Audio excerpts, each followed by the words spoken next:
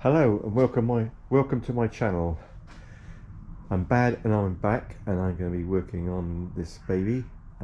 First of all, I've got to sort out the fuel pump problem, trace the wiring back to the two relays. I've got to thank Retro80 for sending me an email with the location of the two relays I need to check.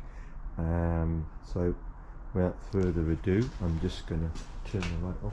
I've already got turned on in the car, so I can show you exactly where to find these two relays. I just got to figure out how to unhook them and get them out.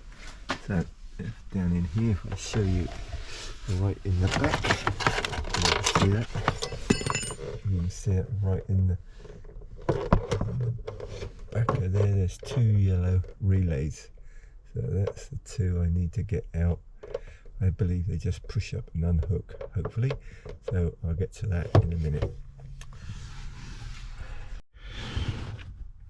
Alright, I've got the two relays, the two yellow ones off. This one has got a 16 amp fuse in it. That's not the one. This is the one with the black and red and black wire on it, so I know that's the right one.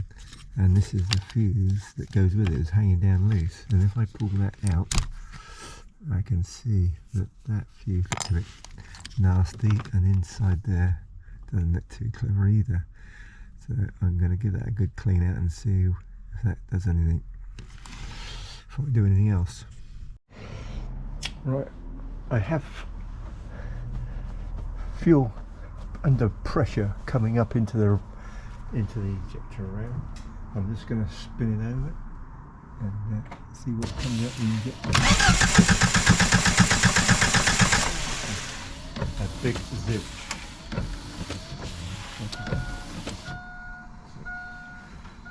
Okay, so we need to go back to the wiring diagram. Right, okay, so we've got no fuel coming out the injectors. We've got plenty of fuel coming up to the rail under pressure, and nothing about the injectors. So I've had a look at the relay that I think that feeds the injectors, and we've only got 7 volts coming into it. So I'm going to find out, trace it back and find out where it goes. Okay, thanks for watching, and thumbs up, and catch you in the next one. Bye for now.